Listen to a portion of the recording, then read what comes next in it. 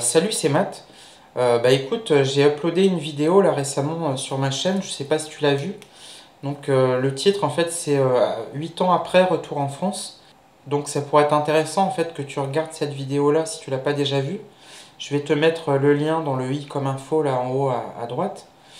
Et alors aujourd'hui en fait je voulais parler d'un sujet qui est quand même assez intéressant, dont on parle depuis quand même presque 10 ans. En fait, la France serait le pays le plus dépressif en Europe. Donc c'est là où, en fait, où il y a le plus de ventes d'antidépresseurs en Europe. Et donc ça pourrait être intéressant en fait justement de comprendre pourquoi.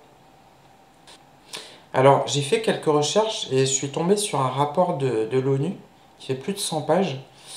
Et dans ce rapport-là, en fait, on apprend que la France, c'est un pays qui est peu généreux.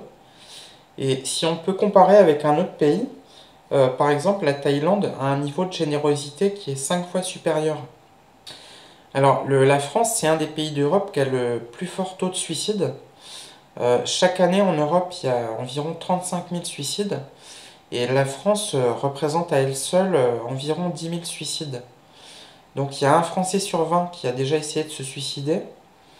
Et chaque année en France, il y a 220 000 tentatives de suicide qui sont prises en charge par les urgences hospitalières.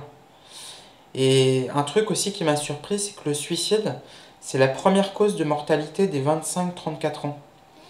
Donc c'est quand même assez impressionnant. Donc personnellement, en fait, j'ai déjà fait 2 dépressions dans le passé. Ça remonte à assez longtemps, je crois que la dernière, ça devait être il y a une douzaine d'années. Et en fait, je me suis vraiment penché sur le sujet. Pour ma deuxième dépression, je me suis dit, mais quand même, j'ai envie d'essayer de comprendre ce qui se passe. Alors en fait, la dépression, elle a 3 causes principales. La première cause, ça va être la perte d'un proche, ça peut être une situation familiale compliquée, ça peut être un mal-être au travail. Ça, c'est la première cause. La deuxième cause, ça va être l'état d'esprit, la culture. Euh, on pourrait dire aussi le catholicisme, parce que même si on n'est pas croyant, en France, on vit quand même dans un environnement qui est imprégné de culture catholique. Et dans l'état d'esprit, en fait, il y a la positivité, il y a l'état plaintif, il y a aussi l'agressivité. Et la troisième cause, en fait, c'est une cause qui est environnementale, c'est-à-dire en gros l'alimentation, le cadre de vie. Et je vais justement t'expliquer beaucoup de choses par rapport à ça. Alors maintenant, je vais revenir en détail sur les 3 causes principales de la dépression. Donc, comme je te disais, la première, c'est la perte d'un proche, une situation familiale compliquée, un mal-être au travail. Alors, bon, pour la perte d'un proche, tu peux pas faire grand-chose, hein. Je veux dire, avec le temps, voilà, ça va disparaître. Enfin, ça disparaît jamais totalement, mais je veux dire, voilà, tu vas penser à autre chose, tu vas faire autre chose. Dans le cas d'une situation familiale compliquée, il y a des choses qui peuvent être mises en œuvre pour dénouer un petit peu tout ça. Dans le cadre d'un malaise au travail, tu peux éventuellement changer de travail ou alors essayer d'améliorer ta condition au travail, même si c'est pas facile. Moi, je pense que c'est plus facile de changer de travail et de faire autre chose, euh, parce que quand il y a un malaise en général au travail, c'est qu'il y a un problème dans la hiérarchie ou avec les gens avec qui tu travailles.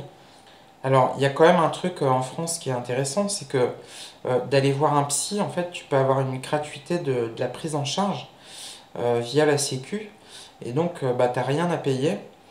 Et c'est pas tous les pays du monde où on peut avoir cette chance-là. Alors après, il y a psy et psy. Alors moi, j'ai déjà été voir un psy, tu vois, mais je connais pas bien tous les différents types de psy. Moi, le psy que j'ai vu, c'était un psy cognitiviste. C'était un psy en fait qui était plus jeune que moi. Donc c'est marrant, hein, il devait avoir, je sais pas, 5 à 10 ans de moins que moi, il était assez jeune. Mais il était très intéressant dans le sens où il m'a posé beaucoup de questions. Parce qu'en général, un psy, tu vois, tu t'allonges dans un divan, il n'y a que toi qui parles, et le psy te dit, ok, continuez. Mais il t'apprend pas beaucoup de choses. Alors que là, en fait, moi, le psy que j'ai vu, qui était un psy cognitiviste, c'est intéressant, il a beaucoup rebondi en fait sur ce que je lui disais. Et il m'a pas dit il faut aller vers telle direction ou telle direction. En fait, il te laisse le choix, en fait. Enfin, il te laisse un peu la liberté de comprendre quel est le problème. Il t'oriente un petit peu euh, en te posant des questions, tu vois, en rebondissant sur ce que tu dis. Mais il va pas te dire, voilà, il faut faire ci, il faut faire ça. Mais c'est aussi un petit peu ce qui est intéressant, je veux dire, dans le fait d'aller voir un psy. Alors après, je te dirais que j'ai pas une grosse expérience des psys. J'ai un certain nombre de personnes autour de moi qui ont été voir des psys. En général, ça a été plutôt positif. Maintenant, après, je te dirais que c'est pas forcément la meilleure solution. C'est-à-dire qu'il y a peut-être d'autres choses, d'autres directions à essayer. Alors, je voulais te dire une chose aussi qui est importante. Pas, en général, un psy, il te prescrit pas d'antidépresseurs ou des anxiolytiques. Ça, c'est plutôt le médecin généraliste qui le fait quand il voit que tu vas pas bien et tu dis, bon, bah, est-ce que vous voulez que je vous prescrive des antidépresseurs et des anxiolytiques? Souvent, tu vas dire oui parce que tu lui fais confiance.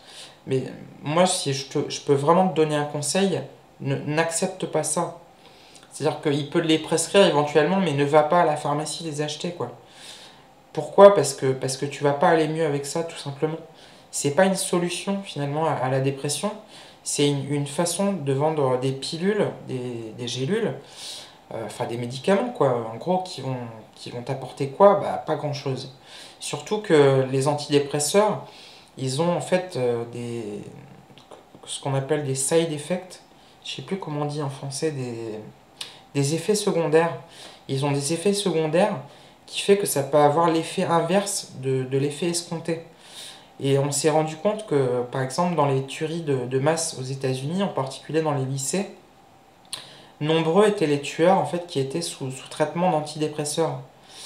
Et donc, moi, je te dirais, fais attention avec ça, parce que ça va pas forcément t'apporter du bien-être, tu vois. Ça peut avoir l'effet inverse. Moi, j'en ai pris à un moment donné, j'ai fait des cauchemars, c'était les pires de ma vie, tu vois. Et je pense que c'est pas forcément la meilleure des solutions. Alors, à côté de ça, tu vois, bon, là, on parle justement des Français qui sont affectés par la dépression.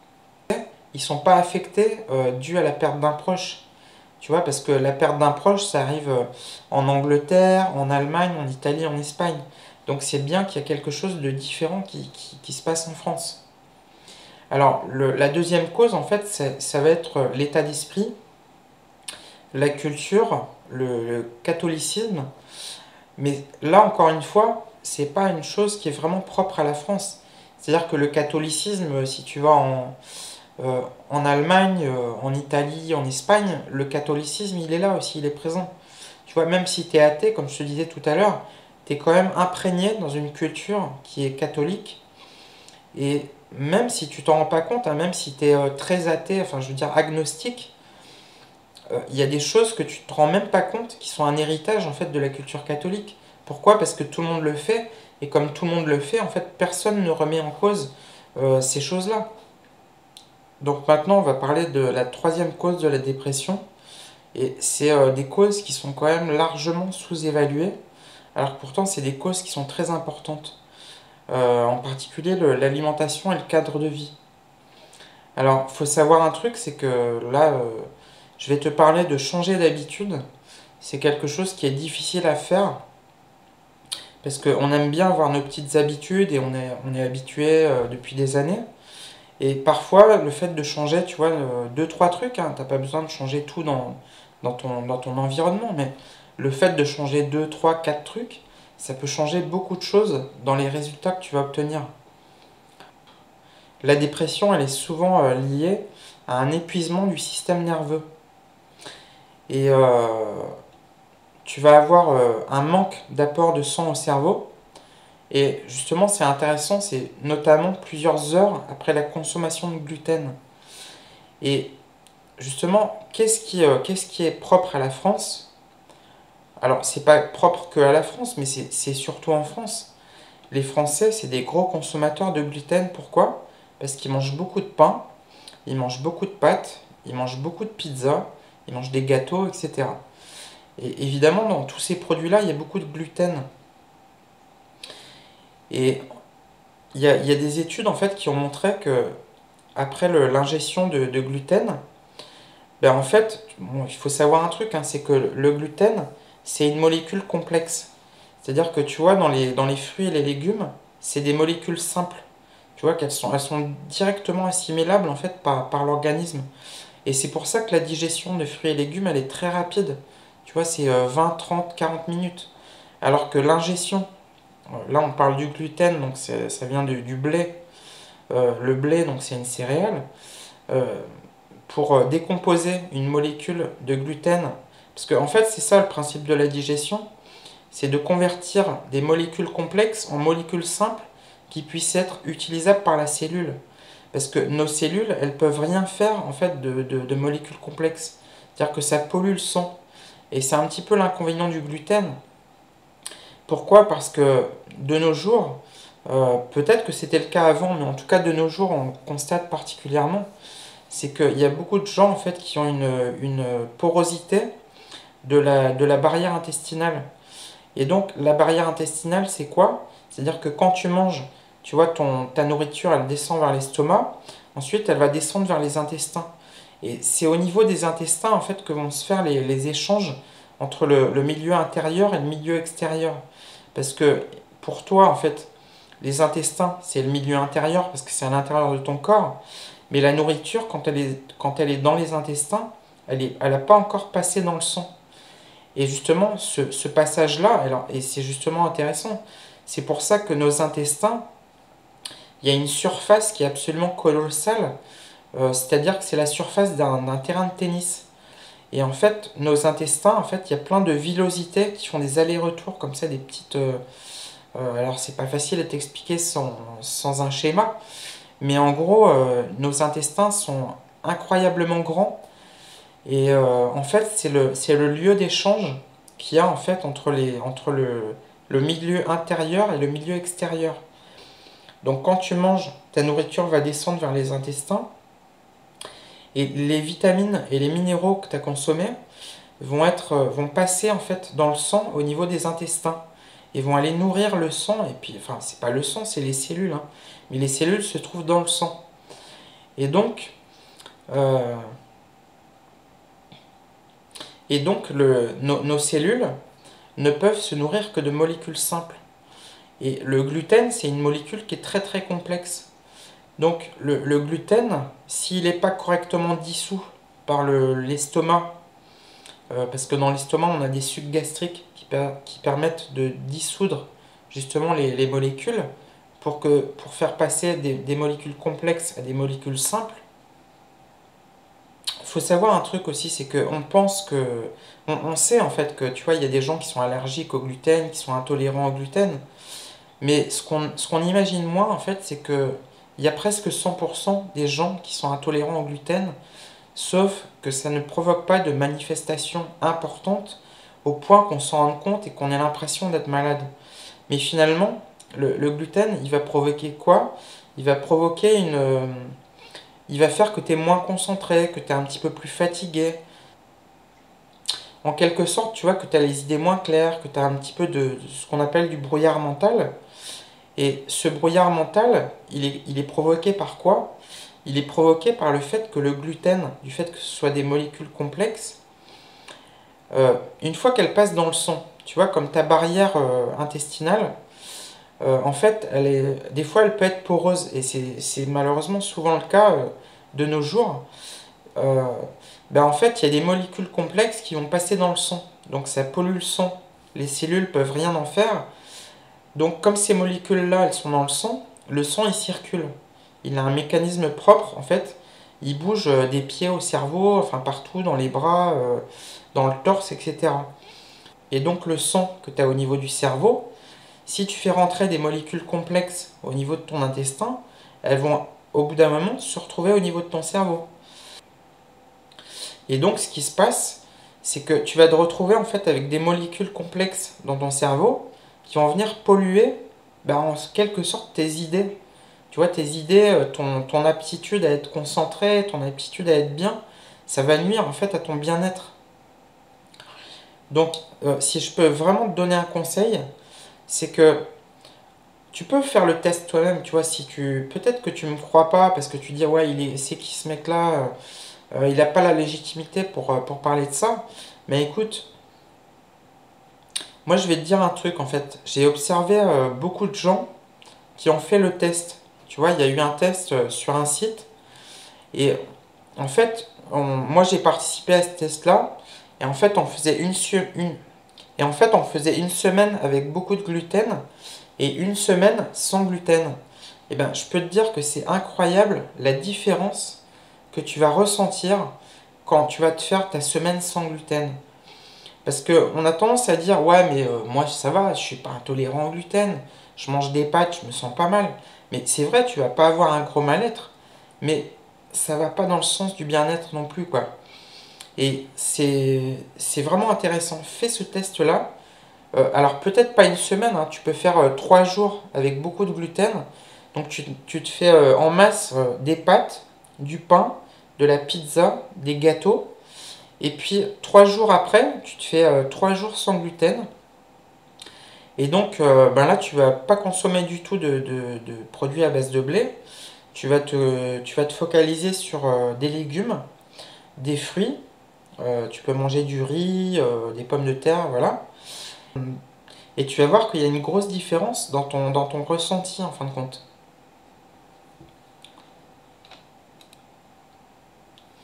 Alors là, je t'ai parlé un petit peu du son. Alors il faut savoir une chose, c'est que le sang, en fait, ça représente 25% et la lymphe, ça représente 75%. Alors la lymphe, tu l'as déjà vu en fait. Tu sais, des fois, tu as un petit bouton rouge et puis quand tu le perces, tu as du blanc qui sort. Ben, ça, c'est de la lymphe. La lymphe, en fait, c'est le liquide protecteur du sang. C'est-à-dire c'est un petit peu le réseau d'épuration du sang. Alors pourquoi? C'est parce que le sang, il faut qu'il soit pur. Et le sang, il faut qu'il ait le sang, en fait, il faut qu'il ait une bonne qualité. Le sang, il ne peut pas être sale. Et la lymphe, ben, le sang, en fait, dès qu'il a quelque chose de sale en lui, il va l'envoyer vers la lymphe. Et donc, la lymphe, c'est là où le corps c'est génialement pensé. Tu vois, il y a des gens qui vont dire que Dieu existe et qu'il nous a créés comme ça. Moi, c'est pas ce que je crois parce que je suis athée. Je pense que la nature n'a pas bien fait les choses, contrairement à ce que pourrait penser un croyant, mais qu'on est le résultat d'une évolution qui a fait qu'on en est arrivé là parce qu'on a été une espèce qui est survivante, une espèce qui fonctionne bien. Et le corps humain, c'est la machine la plus complexe qu'on connaisse. Les ordinateurs à côté d'un corps humain, c'est bête. Tu vois, c'est très simple, hein, un ordinateur. Un corps humain, c'est extrêmement complexe. C'est complexe et c'est difficile à comprendre. En fait, c'est quelque chose de très difficile en fait à appréhender. Donc là, en fait, je t'ai parlé de la lymphe. Et la lymphe, en fait, c'est un liquide qu'il y a dans le corps qui est très important puisque le sang c'est 25%, la lymphe c'est 75%.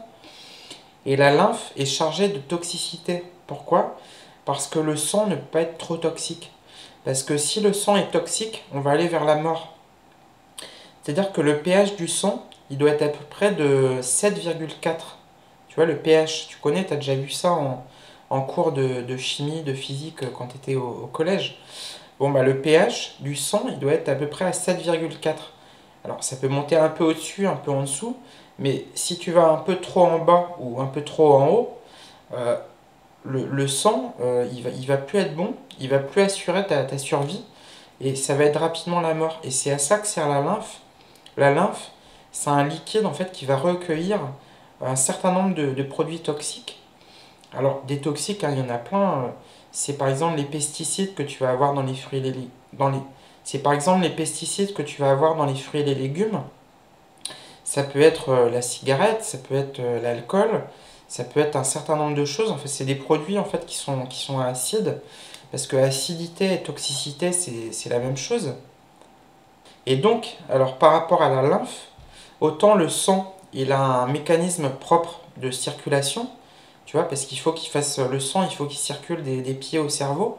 Autant la lymphe, elle n'a pas de mécanisme propre, tu vois, pour se mobiliser dans le corps. Et donc là, je vais en venir justement à l'exercice physique ou éventuellement au massage. Pourquoi est-ce qu'on fait de l'exercice physique et du massage? C'est justement pour faire bouger la lymphe. Pourquoi faire bouger la lymphe? Parce qu'elle n'a pas de mécanisme propre pour bouger. Et donc c'est pour ça que l'exercice physique, c'est quelque chose de très important. Les gens qui font jamais d'exercice physique, ben, en général, c'est des gens qui sont pas en très bonne santé. Pourquoi? Parce que les toxiques, ils s'accumulent dans la lymphe et la lymphe ne bouge pas, enfin, ou ne bouge pas assez. Contrairement à quelqu'un qui fait de l'exercice physique, qui fait du sport, et qui lui va faire bouger sa lymphe. Et qu'est-ce qui va se passer quand la lymphe va bouger? Elle va se rapprocher en fait de ce qu'on appelle des glandes lymphatiques. Alors on en a plusieurs dans le corps. On en a par exemple sous les bras. Tu vois, de chaque côté, du côté gauche, du côté droit, on a des glandes lymphatiques. Tu vas en avoir à d'autres endroits dans le corps, je ne me souviens plus encore exactement où elles sont. Mais si tu sens mauvais du dessous de bras, c'est parce que tu as des glandes lymphatiques. Et c'est quoi des glandes lymphatiques? En fait, c'est des sortes de mini-usines d'épuration. Tu vois, un peu comme on épure l'eau et que ça sent mauvais. Ben là, justement, c'est un endroit où c'est un petit peu comme si on déféquait des dessous de bras. Parce que tu vois, quand tu vas à la selle, en fait, tu vas aux toilettes, ça sent mauvais. Ça sent mauvais, tu expulses en fait des toxines, tu expulses beaucoup de produits dont ton corps ne peut pas se servir. Ben, les dessous de bras, c'est pareil. Sauf que c'est à moindre échelle, c'est beaucoup plus. C'est autre chose. C'est pas une grosse matière comme ça qui est marron. On va dire que c'est une matière dans des quantités restreintes, de couleur plutôt translucide. De couleur plutôt translucide. Mais cette matière-là qu'on appelle la sueur, bah, elle sent mauvais. Tout comme les sels sentent mauvais, justement la transpiration sent mauvais. Et donc tout à l'heure, je t'ai parlé du manque d'apport de sang au cerveau. Je te parlais de ça dans le cas du gluten. Ben, avec l'exercice physique et le massage qui font bouger la lymphe, ça va favoriser l'apport de sang au cerveau. Et c'est aussi pour ça que les gens qui font de l'activité physique, bah, ils se sentent mieux en moyenne que la plupart des autres gens qui en font pas assez. Alors maintenant, je vais parler d'alimentation industrielle, parce que tu sais que de nos jours, en fait, les gens consomment énormément de produits industriels qui viennent du supermarché, et ça a quand même un inconvénient, c'est que tu sais que les industriels, en fait, ils vont chercher à faire des produits qui leur coûtent le moins cher possible. Le moins cher possible, ça veut dire bah, des produits, plutôt que de prendre par exemple ils vont faire un plat par exemple avec du poisson et des légumes. Bah, les légumes, la plupart du temps, ils vont pas être bio. Pourquoi? Parce que les légumes bio, ça leur coûte plus cher et que ça leur coûte moins cher d'utiliser des pesticides et voilà, de produire un plat qui va être moins cher. Et toi, de toute façon, tu feras pas la différence. Enfin, pas beaucoup, quoi, je veux dire. Entre un haricot vert non bio et un haricot vert bio, si vraiment tu as l'habitude de manger du bio, tu peux faire la différence. Mais pour la plupart des gens, ils font pas vraiment la différence. C'est un haricot vert, quoi. Un des inconvénients justement de l'alimentation industrielle, c'est que en fait, les, bah, tout ce qui pousse, tu vois, que ce soit les légumes par exemple, ils vont pousser en fait sur des terrains qui sont utilisés depuis longtemps. C'est les mêmes terrains qui sont utilisés depuis longtemps, mais le sol, tu sais, il y a des nutriments en fait dans le sol, enfin des minéraux en particulier. Les minéraux, le sol en fait, il va s'appauvrir au fur et à mesure des années qu'il y a des cultures sur les mêmes sols, il va s'appauvrir. Et donc ce qui se passe, c'est que l'alimentation industrielle contient des minéraux qui ne sont pas en assez grande quantité pour te nourrir. Enfin, ça va te nourrir en termes de calories, mais ça va mal te nourrir en termes de micronutriments. C'est-à-dire tout ce qui est justement c'est-à-dire tout ce qui est vitamines et minéraux. Donc, comme je te disais tout à l'heure, évite le gluten. Donc, ce que je pourrais te conseiller, tu vois, si tu veux sortir de la dépression, fais-toi à manger, tu vois, fais des vraies choses. achète-toi, tu vois, des fruits et des légumes bio, cuisine-les toi-même, parce que là, tu sais vraiment ce que tu fais. Parce qu'un industriel, tu sais, c'est un petit peu comme un dealer, tu vois, un vendeur de drogue. Qu'est-ce qu'il cherche à faire? Il cherche à couper le produit, en fait, pour faire plus de bénéfices. Donc, il va couper le produit avec plein de choses. Bon, dans le cas de l'alimentation industrielle, il va couper avec quoi? Il va couper, donc il va y avoir donc il va y avoir, donc il va y avoir des exhausteurs de goût, il va y avoir des colorants, il va y avoir des conservateurs, il va y avoir des produits de substitution en fait qui donnent un petit peu le même goût mais qui lui coûtent beaucoup moins cher. Alors au-delà de ça, il y a un truc qui est important. Alors donc là on a parlé un peu d'alimentation. Un truc qui est important aussi c'est le soleil. Le soleil, c'est marrant parce qu'on est dans une civilisation où on cherche à se protéger du soleil. On met de la crème solaire, tu vois, on veut pas trop s'exposer, on a peur de prendre un coup de soleil. Mais le soleil, c'est vachement important. Le soleil, c'est la deuxième nourriture. Il faut bien comprendre un truc, c'est qu'en fait, l'alimentation, tu vois, c'est notre première nourriture. Mais le soleil, avec son énergie, avec ses rayons UV, c'est notre deuxième nourriture. Et tu vois, la vitamine D, en fait, quand on la synthétise, en tant qu'animal, hein, puisque l'homme c'est un animal, on a un nombril, on est des mammifères. Et en fait, la vitamine D, quand on la synthétise, ça vient d'où? Ça vient du soleil. Et alors ce qui est fou, c'est qu'en fait, quand tu lis un certain nombre de sites sur Internet qui parlent de la vitamine D, ils te disent qu'il faut manger des produits animaux. Il faut manger, je sais pas, du poulet, du bœuf, des machins qui sont particulièrement riches en vitamine D. Mais ça, c'était avant. Ça, c'était avant que les animaux se retrouvent dans des hangars où ils sont complètement coupés du soleil, où ils sont élevés avec des lumières artificielles.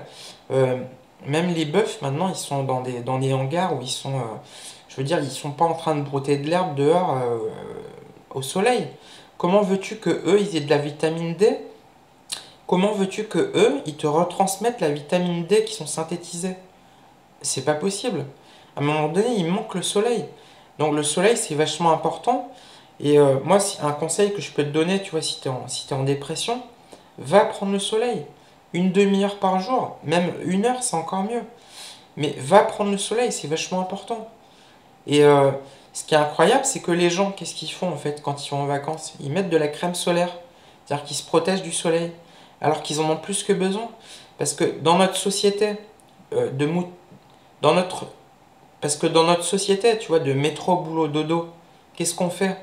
On est presque plus exposé dehors au soleil. On prend notre voiture, on est dans un bureau, on est chez nous. Mais quand est-ce qu'on est exposé au soleil? Quand est-ce qu'on est dans la nature? Donc le soleil, c'est fondamental en fait. Tu vois, c'est notre deuxième façon de nous alimenter. Et c'est comme ça qu'on synthétise la vitamine D. Et tu sais que dans les pays occidentalisés, la plupart des gens, ils manquent de vitamine C et de vitamine D. La vitamine C, elle vient d'où? Elle vient des fruits et La vitamine C, elle vient d'où? Elle vient des fruits et des légumes. La vitamine D, elle vient principalement du soleil. Donc déjà, ne serait-ce que si on résout ce problème de vitamine C et de vitamine D, on se sent beaucoup mieux. Tu vois? Alors, ça va pas suffire à résoudre totalement la dépression, mais ça va déjà apporter beaucoup. Et moi, il y a un truc que j'ai testé aussi, c'est des bananes en grande quantité. Et donc, j'ai testé en fait ça. Et moi, tu vois, je suis pas quelqu'un de spécialement joyeux, tout ça, voilà. Et je me suis dit, tiens, mais c'est marrant, la banane, je vais tester ça en fait. Et j'ai mangé 6 ou 7 bananes, tu vois, tous les matins. Enfin, je dis les matins. Tu vois, je veux dire, les premières heures où tu te réveilles, après que tu te sois réveillé, bah finalement, moi, je me sens beaucoup mieux quand je mange beaucoup de bananes. Alors, c'est pas juste une banane le matin au petit déjeuner, tu vois ce que je veux dire? Tu vas manger 3 4 5 6 bananes après que tu te sois réveillé. Mais franchement, ça te donne une pêche, ça te donne une énergie. Et tu sais que cette expression, on dit avoir la banane, mais c'est vrai. La banane, je sais pas exactement, hein, je pourrais pas te dire, tu vois, je suis pas chimiste, machin. Mais moi, ce que je constate quand je mange beaucoup de bananes, ben, je suis plus joyeux, tu vois, j'ai plus envie de rire. Et le rire, c'est aussi un élément important dans la vie. Il y a eu des études qui ont été faites qui ont montré en fait que les gens qui rient beaucoup, sont des gens qui vivent plus vieux. Et donc c'est quand même et donc c'est un élément qui va dans le sens du bien-être. Alors il y a un élément aussi qui est important, c'est dans notre société actuelle, c'est le manque de sommeil. Et donc le manque de sommeil, ça crée un état de stress. Et je pense que tu l'as déjà expérimenté, hein. Tu vois, quand tu dors pas assez, en général, tu es de mauvaise humeur, tu es moins sociable, tu as tendance à être irritable. Et pourquoi?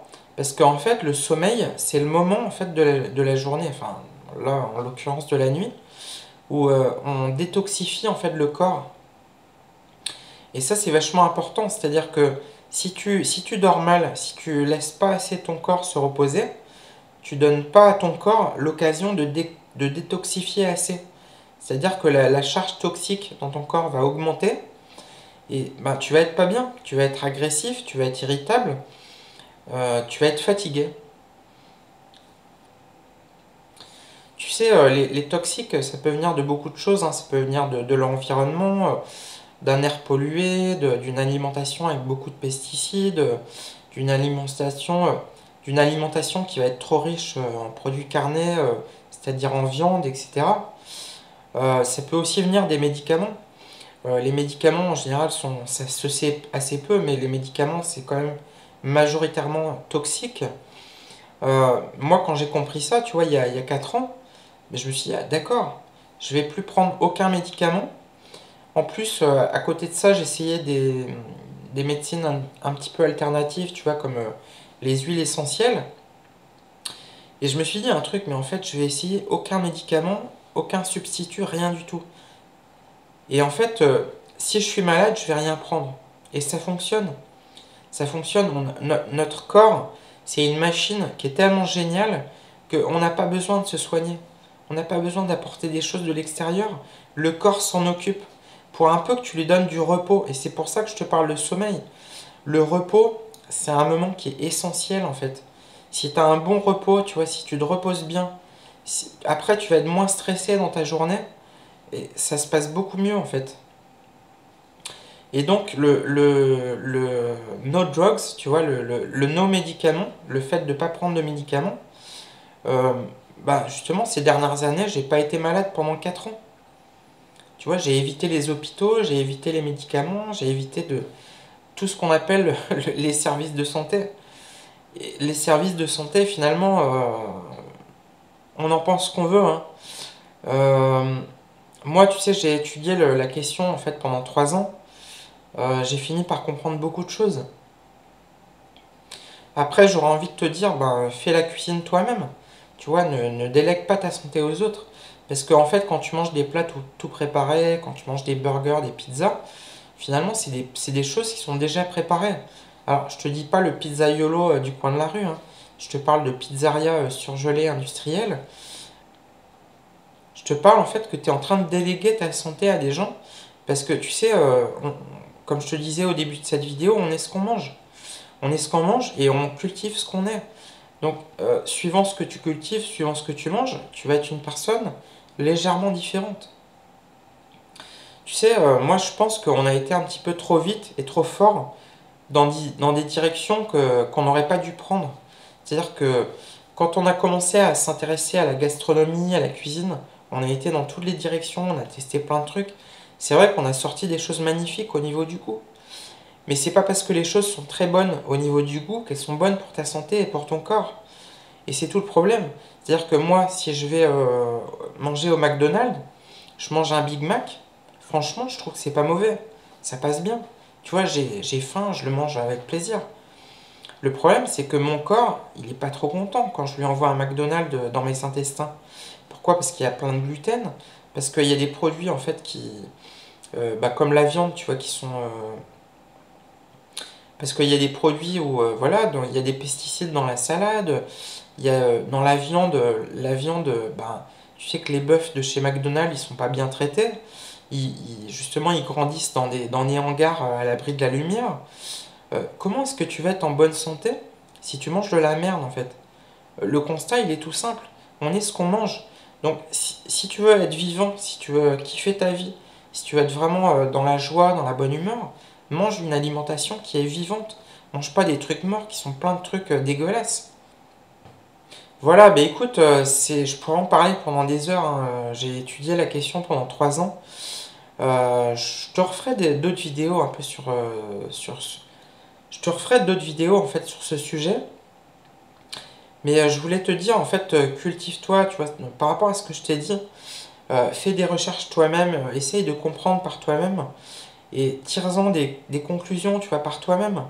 Et ça, c'est le plus intéressant. Moi, c'est ce que j'ai fait.